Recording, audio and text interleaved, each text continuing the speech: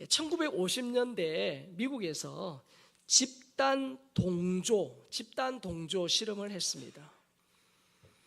어떤 실험이냐면 6명의 사람을 모집을 하는데, 자, 6명의 사람들에게 강아지 사진을 보여준 거예요. 그리고 뭘 받는지를 묻는 실험이에요. 뭐 간단하잖아요. 자, 그런데 먼저 대답하는 이 5명은 실험 협조자들입니다. 그러니까 그 실험 협조자들은 미리 짠 대로, 미리 약속한 대로 개를 봤음에도 고양이라고 대답을 하게 한 거예요. 자, 그리고 마지막 6번째 대답하는 이 사람이 실험 대상자예요.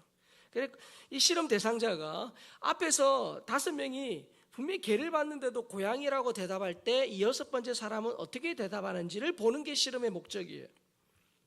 자, 6번째 사람 뭐라고 대답했을까요?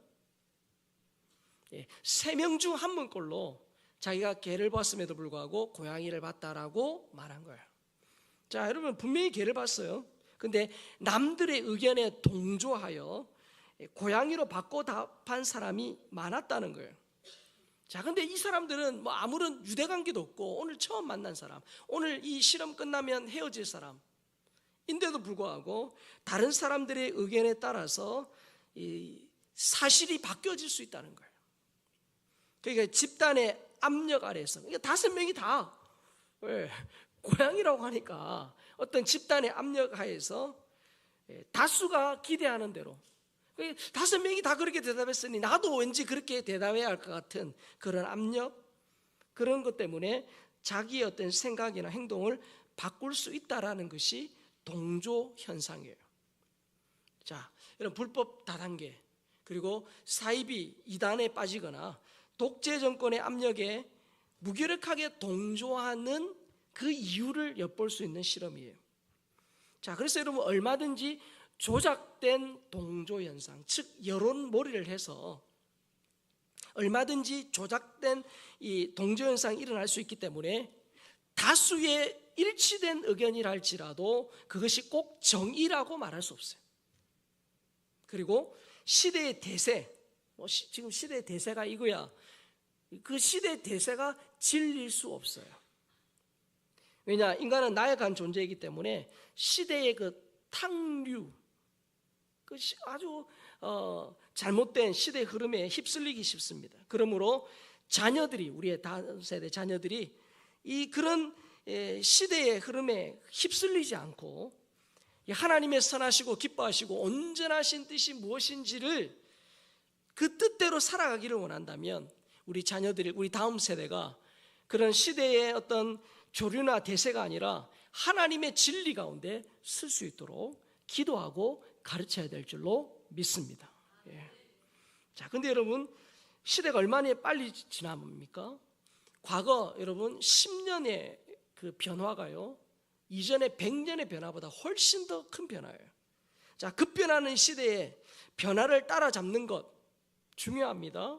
시대에 뒤처지지 않도록 하는 것 중요해요. 그러나 진짜 중요한 건 뭐냐? 변하지 않는 불변의 가치를 붙드는 거예요. 자, 그래서 그리스도 언약교회의 담임 목사이자 정통 개혁주의 신학자인 케빈 드영이 이런 말을 했습니다. 같이 한번 읽어볼까요? 시작. 세상의 끊임없는 변화를 극복하는 유일한 방법은 절대 변하지 않는 하나님을 아는 것입니다. 이런 무슨 말이에요?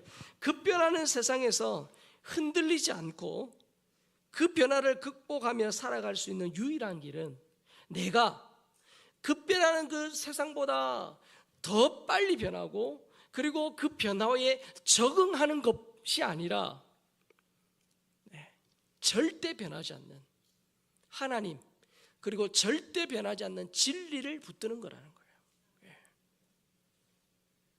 그렇지 않으면 여러분 세상은 급변하기 때문에 그 급변하는 것을 따라가다 보면 아까 말했잖아요. 동조현상이라는 게 있을 수 있기 때문에 시대의 대세, 시대의 흐름을 그냥 무분별하게 따라가다 보면 나중에 그 결과가 잘못될 수 있다는 거예요. 그래서 오늘 본문에 보면 사도 바울은 급변하는 세상의 조류나 대세를 따라가는 것보다 더 중요한 것이 있다라고 말합니다. 자, 오늘 본문 다시 읽겠습니다. 시작. 너희는 이 세대를 본받지 말고 오직 마음을 마음을 새롭게 새롭게 함으로 함으로 변화를 받아 하나님의 선하시고 기뻐하시고 온전하신 뜻이 무엇인지 분별하도록 하라. 자, 바울이 뭐라고 말합니까? 너희는 이 세대를 뭐 하지 말라? 본받지 말라. 그렇게 말합니다. 자, 여기서 이 세대는 뭐예요? 본받지 말아야 될 이 세대가 뭡니까? 여러분, 이 세대를 본받지 말라는 것은 사회적인 질서나 예의 범절을 본받지 말라는 게 아니죠. 그게 아니에요. 자, 과연 이 세대가 뭐냐? 자, 요한일서 2장 15절에 17절을 보면 이 세대의 의미를 좀 더 명확하게 알 수 있어요. 같이 읽습니다. 이 세상이나 세상에 있는 것들을 사랑하지 말라. 누구든지 세상을 사랑하면 아버지의 사랑이 그 안에 있지 아니하니 이는 세상에 있는 모든 것이 육신의 정욕과 안목의 정욕과 이생의 자랑이니 다 아버지께로부터 온 것이 아니요 세상으로부터 온 것이라. 이 세상도 그 정욕도 지나가되 오직 하나님의 뜻을 행하는 자는 영원히 거하느니라. 아멘. 이 세대는 뭐냐? 자, 육신의 정욕과 안목의 정욕과 이생의 자랑이 이는 다 누구에게로서 온 게 아니에요. 아버지께로 온 것이 아니에요. 뭐냐? 이 세대는, 우리가 본받지 말아야 할 이 세대는 하나님을 떠난 세상, 나아가 하나님을 대적하는 그런 세상을 말합니다. 그런 세상을 본받지 말라는 거예요. 하나님을 떠난 이 세상의 사람들은 행동이나 떠난 사람들의 행동이나 관습을 본받지 말라는 뜻이. 왜죠? 하나님을 떠난 세상의 특징은 육신의 정욕, 안목의 정욕, 이생의 자랑이기 때문이죠. 자, 그러면 여러분, 이 세대를 본받지 말아야 할 이유가 뭡니까?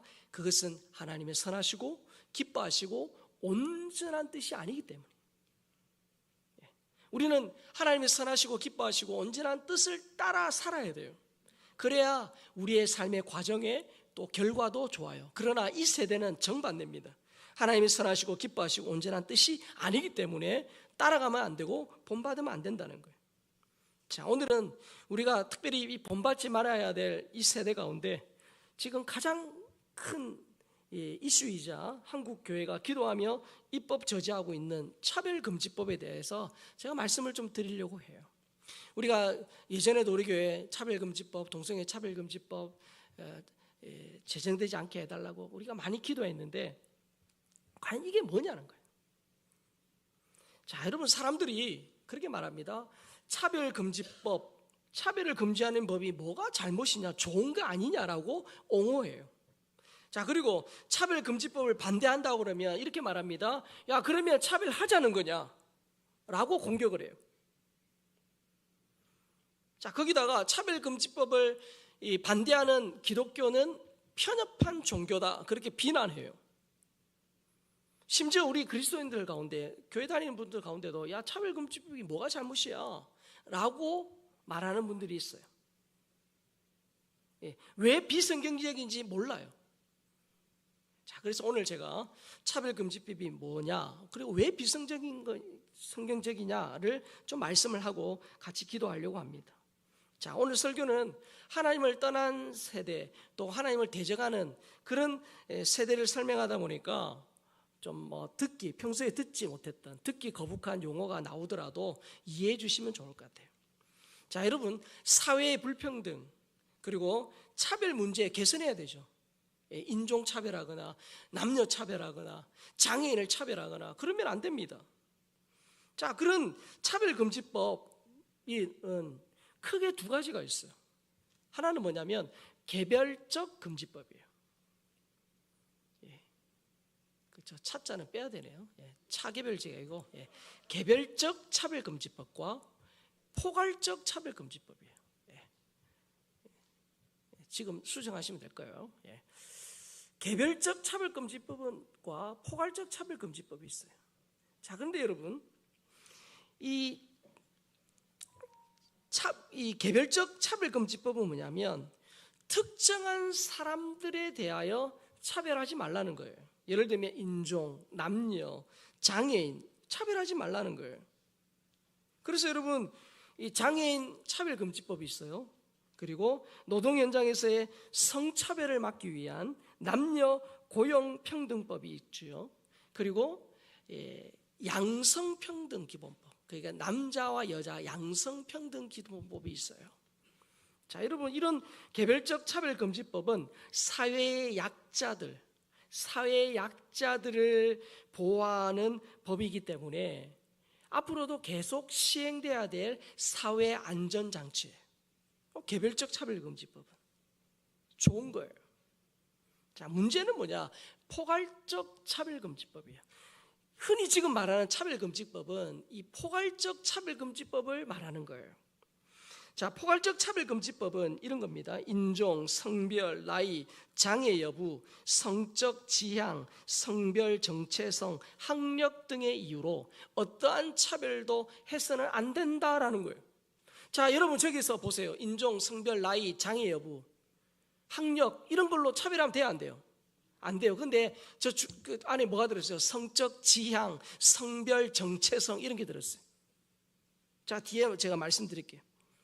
여러분 저렇게 보면 얼핏 보면 좋아 보이잖아요. 맞잖아요. 저렇게 하면 안 되잖아요. 자, 그래서 차별금지법이 이미 제정된 나라들 중에 기독교 국가가 많아요. 왜냐? 예수님의 사랑의 마음으로, 예수님이 다 용서해 줘야 된다니까. 하나님 사랑이시라니까. 뭐 그런 어떤 예수님의 마음으로 사랑해야 한다는 순수한 마음으로 차별금지법 제정에 반대를 안 했어요. 또 잘 몰랐고. 왜? 섞여 있으니까 저렇게. 잘 모르니까 그냥 뭐 반대하지 않은 거예요.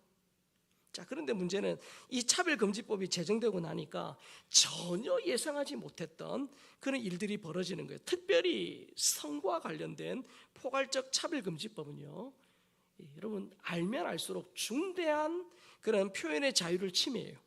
그리고 사회의 전통 가치, 가족과 사회, 가정에 대한 전통 가치를 다 무너뜨리는 악법이에요. 그래서 여러분, 이 대한민국이 전 세계에서 차별금지법이 제정되지 않은 그래도 기독교 국가 중에 최후의 보루예요. 마지막 하나 남았어요. 그래서 이미 유럽이나 미국에 차별금지법이 제정된 나라의 목회자들 그리고 기독교 학부모들이 제정되고 나니까 수많은 폐해들이 있으니까 그들이 어떻게 한국을 향하여 기도하며 제발 한국은 이 법이 통과되지 아니하도록, 이 법이 제정되지 않도록 막아야 된다고 그들이 먼저 우리들에게 요청하고 기도하고 있는 거예요. 자, 그러면 우리 한국교회가 이 포괄적 차별금지법을 반대하면서 다음 주에 그 서울에 모이는 이유가 뭐예요? 지금 여러분 부산, 뭐 대구, 전국에서 지금 다 큰 교회, 작은 교회, 교단, 교파 초월해서 다 지금 오기로 그렇게 결의가 되어 있고 실제로 지금 진행이 되고 있는 이유가 뭐예요? 세상 사람들이 보면 그럴 거 아닙니까? 저 기독교인들, 저 개독교인들 또 모여서 뭐 한다 이럴 거 아닙니까? 근데 여러분, 이거는 기독교만의 문제가 아니에요. 예수 믿는 우리만의 문제가 아니라니까요. 안 믿는 사람들도 이 법에 대해서 알면 아마 전부 다가 통탄할 거예요. 자, 그러면 왜 이게 비성경적이고 한국교회가 그렇게 반대하느냐? 첫 번째는 뭐냐면 포괄적 차별금지법은 창조 질서를 파괴하고요, 사회의 사회와 가정의 전통 가치를 무너뜨리기 때문이에요. 여러분, 진보정당에서 뭐 국회만 개의만 하면 계속 발의를 해요. 포괄적 차별금지법 발의를 해요. 자, 그 중에 차별하지 말자, 어떤 영역에서 이런 영역 21개 영역이 있어요. 근데 그 21개 영역 중에 대표적인 것이 성별, 나이, 성적 지향, 성별 정체성, 학력 등이에요. 아까 본 그대로. 언뜻 보면 좋아 보이잖아요. 맞잖아요. 근데 좀 더 깊이 들어가 보면 심각한 문제가 있어요. 포괄적 차별금지법 제2조 1호에 보면 이렇게 돼 있어요. 뭐라고 되어 있냐면 성별이란, 아까 성별로 차별하면 안 된다 했잖아요. 근데 성별이란 뭐라고 되어 있냐면 여성과 남성과 그 외에 분류하기 어려운 성을 말한다 이렇게 되어 있어요. 성별하면 우리는 아는 성별이 뭐예요? 여성과 남성 아닙니까? 근데 저기다가 그 외에 분류하기 어려운 성을 추가시켜 놨어요. 여러분, 이 조항은요, 창세기 말씀의 정면으로 배치되죠. 왜? 하나님은 사람을 남성과 여성, 남자와 여성을 만들었어요. 남자와 여자, 제3의 성이 없어요. 그러면 성경만, 너 기독교인들은 너는 성경만 말하는데, 그래 말하는데, 여러분 헌법 제36조에 보면 이렇게 돼 있어요. 혼인과 가족 생활은 개인의 존엄과 양성의 평등을 기초로 성립되고 유지되어야 하며 국가는 이를 보장한다. 뭐라고 돼 있어요? 양성이라고 돼 있어요. 둘양자요. 남자와 여자의 평등을 기초로 한다. 혼인과 가정 맞잖아요. 남자와 여자가 결혼하는 거잖아요. 헌법에 저렇게 돼 있다니까요. 그러니까 여러분, 이 포괄적 차별금지법에서 남성과 성별이나 여성과 남성 그 위에 분류하기 어려운 성을 말한다라고 했을 때 이게 통과가 되면 뭡니까? 결혼과 가정은 남자와 여자 두 가지 성으로 이루어진다는 이 하나님 말씀뿐만 아니라 헌법에 위배가 돼요. 자, 그런데 여러분 여기서 포괄적 차별금지법에서 말하는 그 외에 분류하기 어려운 성, 이게 뭐예요? 그 외에 분류하기 어려운 성. 여러분 이 그 외에 분류하기 어려운 성을 딱 한마디로 말하면 성적 소수자들이요. LGBT. 그 영어의 첫 글자 따서 LGBT라고 하면 그게 성적 소수자들이에요. 레즈비언, 게이, 양성애자, 트랜스젠더. 그러니까 여러분 태어나면서 이 선택의 자유가 없이 결정되는 게 있죠. 나 태어나 보니까 남자요. 태어나 보니까 여자요. 태어나 보니까 어떻게요? 대한민국 사람. 태어나 보니까 동양인.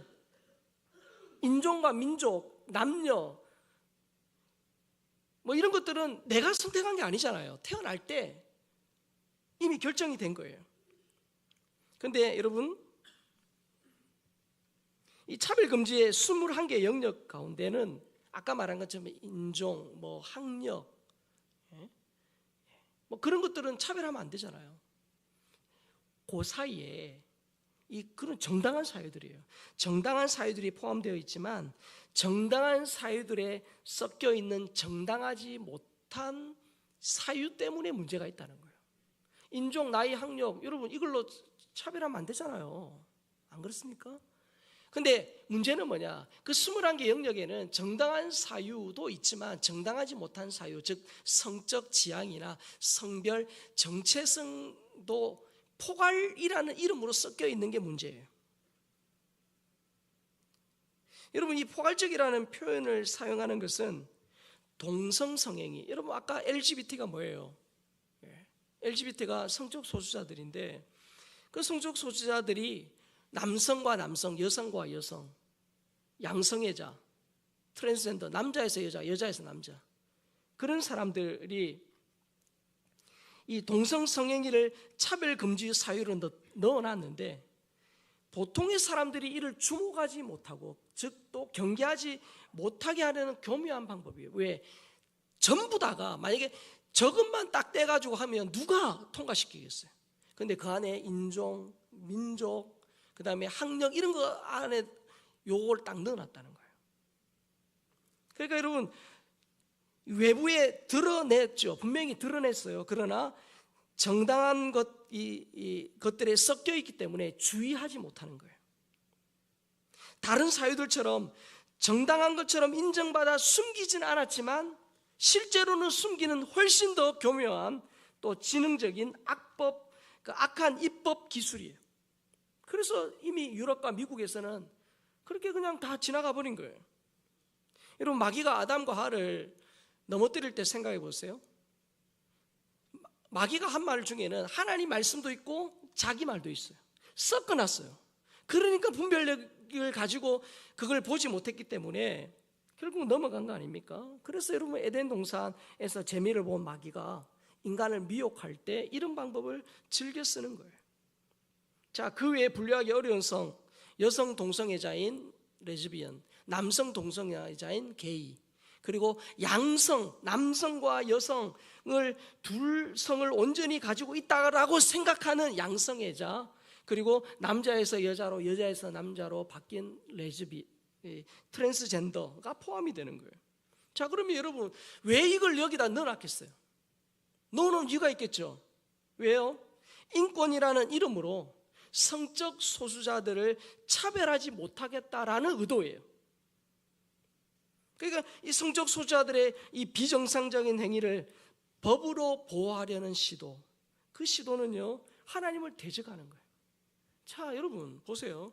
내가 내 기호에 의해서 내가 뭐 그렇게 하는 걸 어떻게 하겠어요? 우리 자유민주주의 대한민국에서.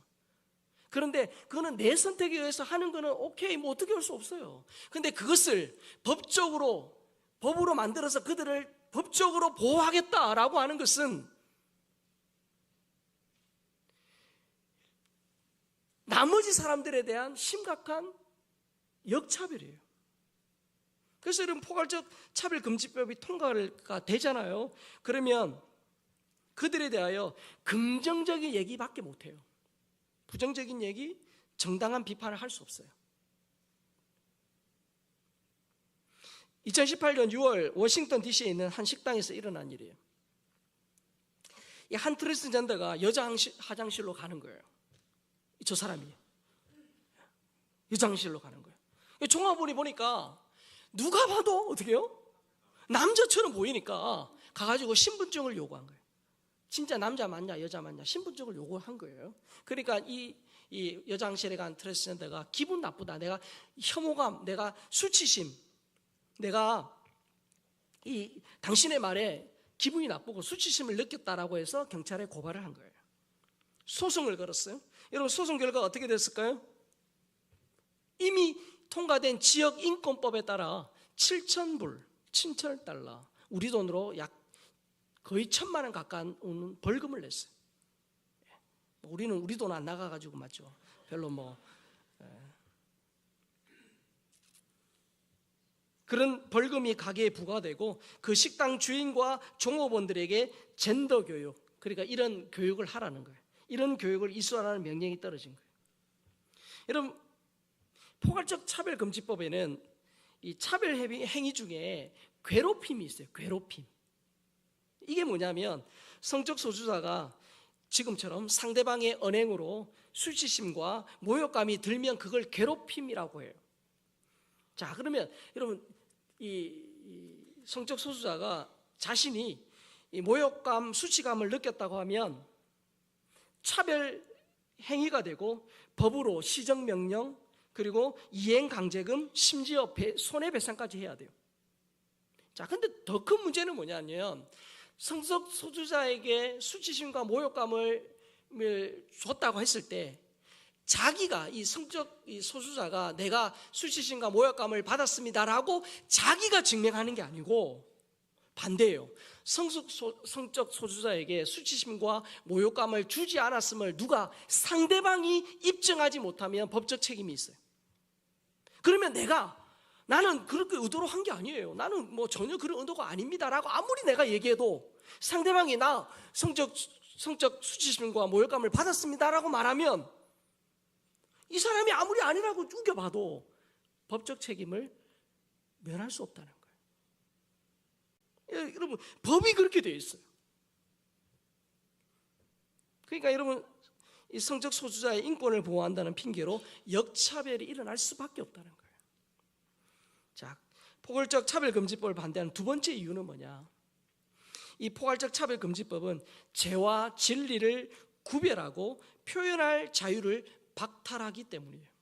죄와 진리를 구별하고 표현할 자유를 박탈해요. 부산의 한 유명한 대학교 게시판에 올라온 남학생의 글 때문에 사회적 논란이 된 적이 있어요. 글을 올린 남학생이 자기는 분명히 남자의 몸을 가지고 있지만 여자라고 생각하는 트랜스젠더예요. 여자라고 생각해요. 그러니까 여자라고 생각하니까 남자 기숙사에 남자 룸메이트하고 같이 있는 게 불편해야 불편하지 않겠어요? 불편하겠죠. 그래서 자기를 여자 기숙사로 보내달라라고 글을 쓴 거예요. 그러니까 여러분 완전한 남자 몸을 가진 트랜스젠더가 여자 기숙사에 가겠다고 하니까 완전히 그냥 난리가 난 겁니다. 자, 여러분 이 남학생을 남자 기숙사에 보내는 게 차별입니까? 구별입니까? 차별입니까? 구별입니까? 그러니까 여러분 차별과 구별을 정확하게 여러분 이해해야 돼요. 한국 교회가 차별금지법을 반대하는 것은 차별하자는 게 아니에요. 뭡니까? 건전한 상식에 따라 선과 악을 선택할 수 있는 자유, 죄와 의를 구별할 수 있는 자유, 그리고 그것을 표현할 수 있는 자유를 법적으로 박탈하지 말라는 거예요. 자, 그런데 여러분, 차별금지법은 구별조차도 차별이라고 말하고, 그리고 그런 표현은 더더욱 안 된다라고 아예 그냥 법적으로 입에 재갈을 물리는 거예요. 반대하는 것도 차별이라는 논리로 정당한 비판도 원천 봉쇄하는 거예요. 여러분 생각해 보세요. 죄와 의 사이에는 부인할 수 없는 정당한 차이, 구별이 있어요. 자, 근데 하지만 이 포괄적 차별금지법이 통과가 되면 유사 처벌 규정을 둬서 시정 명령을 하라고 하죠. 시정이 안 되면 어떡합니까? 건마다 3천만 원. 이행 강제금을 부과하는데 이행 강제금은 이행이 될 때까지 건마다 3천만 원, 3천만 원, 3천만 원. 뭐 재산 한 수천조 되면은 해도 됩니다. 그럴 사람이 없겠죠. 뿐만 아니라 내가 하는 말이나 행동이 차별금지법에 위배된다는 걸 알면서도 차별하는 경우에는 최소 500만 원부터 손해배상 청구를 할 수 있어요.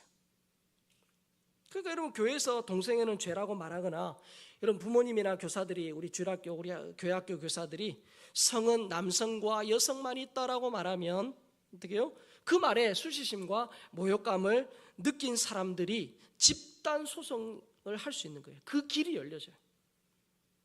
그 여러분, 한 사람당 최소 500만 원이니까 10명 5천만 원, 100명 5억이에요.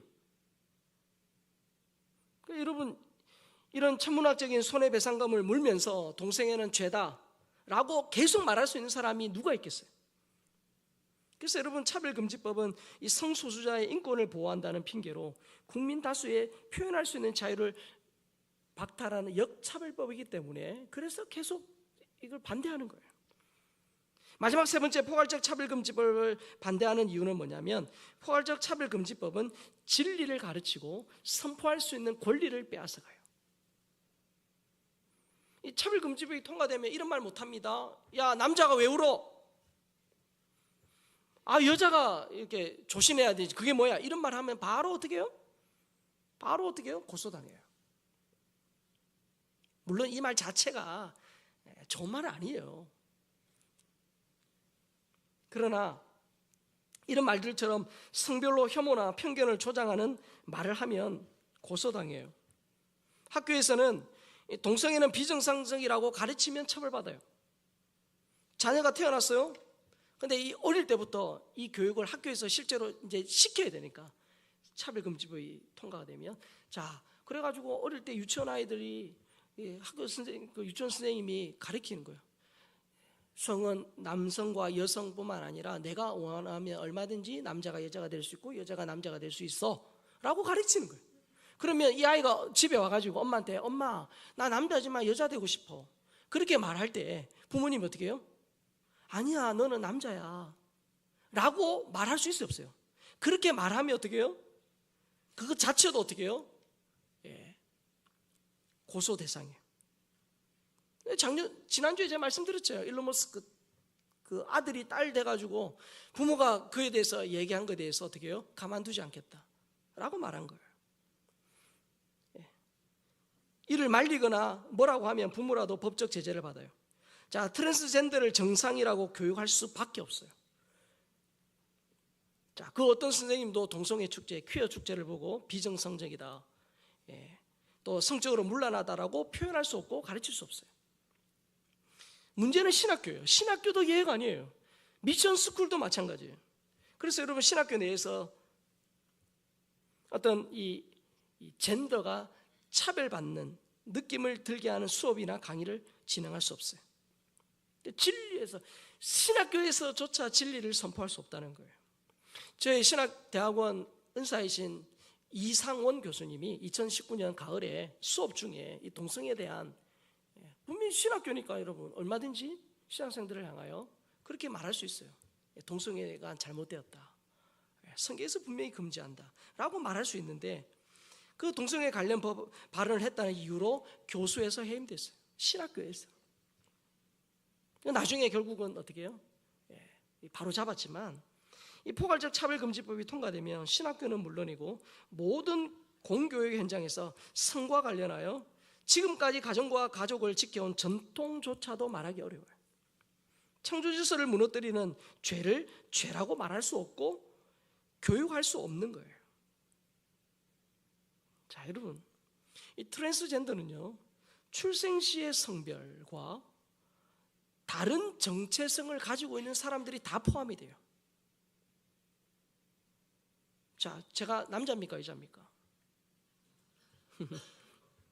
제가 남자인데요, 제가 마음으로 어느 날 나는 여자가 되고 싶어 라고 생각하면 몸은 남자지만 제가 어떻게 해요? 여자가 되는 거예요. 그런데 그 다음날 또 아침에 일어났는데 영 컨디션이 안 좋아. 여자는 안 좋구나 이래가지고 다시 나는 남자가 될 거야. 그렇게 해도 누가 뭐라고 말할 수 없고 그게 가능하다는 거예요. 실제로 내가 어떤 수술을 하지 않아도 생각만 해도, 그래서 생물학적 성별과 반대로 자신을 인식하는 사람들까지도 다 포함이 돼요. 트랜스젠더에. 그리고 이 성적 소수자들이 끊임없이 주장하는 게 뭐냐면 태어날 때의 그 생물학적인 성별을 부정해요. 나 남자로 태어났지만 나 남자 싫어. 그리고 어떻게 해요? 사회적 성으로 대체하자고 말해요. 여러분, 사회적 성이 뭐냐면 육체와 상관없이 자기 마음 가는 대로 생각하는 대로 성별을 정하는 것을 의미합니다. 내가 지금은 남성이지만 어떻게 해요? 내일은 여성이 될 수도 있고 그 다음 날은 또 어떻게 해요? 남성이 될 수 있는 거예요. 근데 거기에 대해서 누구도 이의를 제기하거나 말할 수 없는 거예요. 그러니까 성별이 남자, 여자 왔다 갔다 할 뿐만 아니라 마음이 가는 대로 성별을 만들 수 있어서 성별이 양성이 아니라 100가지 이상 넘어가요. 다음에 기회가 되면 또 말씀드리겠지만 자신을 표현하는데 성적 소수자들이 이런 거예요. 몸은 남자지만 마음은 여자고 또 연애는 남자 같은 여자와 하고 싶고 이렇게 이상하게 막 가요. 그래서 육체적으로 남자이지만 나는 여자라고 생각하면 남자지만 여자 화장실에도 갈 수 있고 여자 탈의실에도 갈 수 있는 거예요.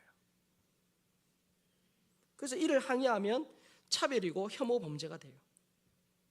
뿐만 아니라 이 제출된 차별금지법 28조와 29조에 보면 일반적 언론은 물론이거니와 기독교 방송, 신문, 소셜미디어 등의 동성애를 비판하는 설교나 강의가 금지될 수 있다는 내용이 있어요. 자, 그리고 교육부 인가를 받은 일반 학교는 물론이거니와 기독교 학교에서조차 성경을 근거로 동성애나 주체 사상 등을 비판한 것을 금지하는 내용이 들어있어요. 그러니까 여러분, 이 포괄적 차별금지법은 가정의 기초를 흔들고 특별히 어떻게 해요? 성경을 혐오의 원흉이다 그렇게 몰아가요. 성경이 문제다, 기독교가 문제다, 교회가 문제다 이렇게 몰아가요. 그래서 결국은 기독교를 말살하려는 사탄의 전략이에요. 자, 고린도서 4장 4절 보겠습니다. 시작. 그 중에 이 세상의 신이 믿지 아니하는 자들의 마음을 혼미하게 하여 그리스도의 영광의 복음의 광채가 비치지 못하게 함이니 그리스도는 하나님의 형상이니라. 자, 이 세상 신 누굽니까? 이 세상 풍조를 장악하고 있는 사탄이에요. 마귀예요. 이 사탄이 차별금지법이라는 인권의 탈을 쓴 늑대예요. 인권이라는 달콤한 사탕 안에는 이 차별금지법이라는 독이 들어있어요. 그래서 여러분, 성적 이 소수자들을 보호한다는 핑계로 사람들의 마음을 미혹하고 있어요. 그 미혹의 방법 중에 아까 말씀드렸습니다. 정당한 것 가운데 정당하지 않은 걸 딱 끼워놓은 거예요. 끼워놨어요. 섞어놨어요. 그러다 보니까 분별하지 못하고 찬성한 거예요. 여러분, 사단은 그 옛날 에덴 동산에서 선악을 알게 하는 열매를 따먹고 하나님처럼 되라고 부추겼죠. 지금 어떠합니까? 하나님이 주신 성, 태어날 때의 그 성, 그걸 거부하고 자기가 주인 되어서 그 성을 결정하라. 네 인생이니까 네 원대로 해라. 하나님이, 그리고 부모가 준 성 말고 네가 원하는 성, 네가 되고 싶은 성, 결국은 어떻게 해요? 네가 네 인생의 주인 되어라. 결국 하나님을 대적하는 거예요. 마음 끌리는 대로 하는 것이 자유이고 행복이다라고 말합니다. 여러분, 절대 이 사탄의 거짓말에 속으면 안 됩니다. 부모인 여러분, 우리 초등학생, 중고등학생, 20대 때 그 아이들 하도록 그대로 내버려 두면 그 아이들이 잘 될까요? 아니면 잘 안 될까요? 정확하게 얘기해 보세요. 예? 엄마 나 학교 가기 싫어. 그래, 쉬어. 엄마 나 공부하기 싫어. 그래, 쉬어. 엄마 난 계속 휴대폰 할 거야. 잘한다.